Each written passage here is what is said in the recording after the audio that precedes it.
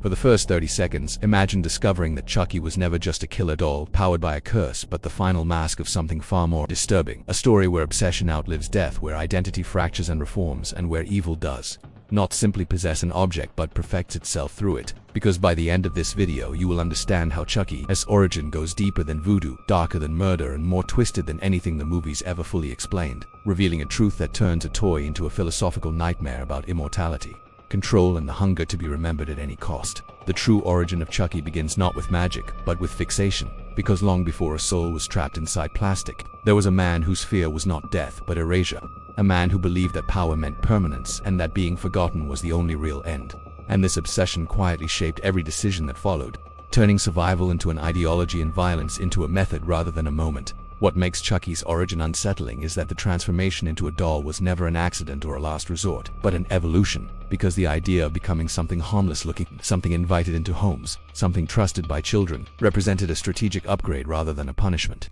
allowing evil to bypass suspicion and embed itself directly into the safest spaces of human life. The horror intensifies when it becomes clear that the doll is not a prison but a refinement, because the loss of a human body stripped away limitations like fatigue, empathy, and vulnerability, leaving behind a concentrated will sharpened by rage and humor, transforming cruelty into entertainment and murder into performance, as if Chucky learned that fear is most powerful when it is theatrical. As time passes, the line between man and doll dissolves, revealing a disturbing truth about identity, because Chucky does not simply inhabit the toy, he becomes it, allowing the plastic form to influence his psychology, exaggerating impulses, flattening conscience, and turning violence into routine, suggesting that the vessel does not just contain evil but reshapes it into something more efficient and more grotesque. The twisted heart of Chucky's origin lies in repetition, because every transfer, every attempt at reinvention, every plan to escape the doll body reinforces the same cycle, revealing that what Chucky truly craves is not freedom but continuation, the assurance that his presence will persist through generations, stories, and nightmares,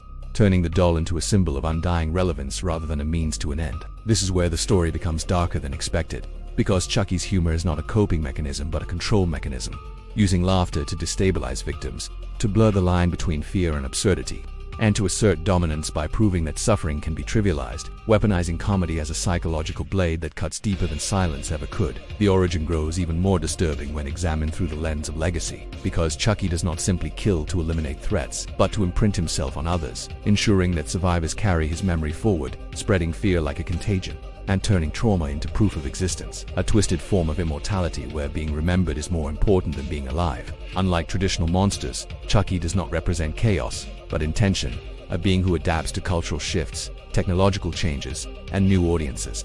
evolving alongside the world, revealing that his true origin is not tied to a single era but to a mindset, the belief that identity can be preserved through notoriety and that horror itself can be a brand. The terrifying implication of this origin is that Chucky thrives on attention, growing stronger not through spells but through relevance, meaning that every retelling, every legend, and every whispered warning feeds the very thing it seeks to prevent, turning awareness into nourishment and curiosity into consent. What makes this story especially unsettling is how human it feels, because Chucky's journey mirrors a darker reflection of ambition, the desire to be seen, feared, and remembered, amplified to monstrous extremes, suggesting that the doll is not an anomaly but a caricature, an exaggerated echo of traits society often rewards in smaller doses. As the narrative unfolds, the origin of Chucky stops being about magic and starts being about choice, because at every stage there were opportunities to stop, to fade, to end, yet the refusal to accept finality pushed the transformation further, revealing that the true curse was never the ritual but the inability to let go. The most chilling aspect of Chucky's true origin is the realization that the doll is not trying to escape its form anymore, because the form itself has become optimal,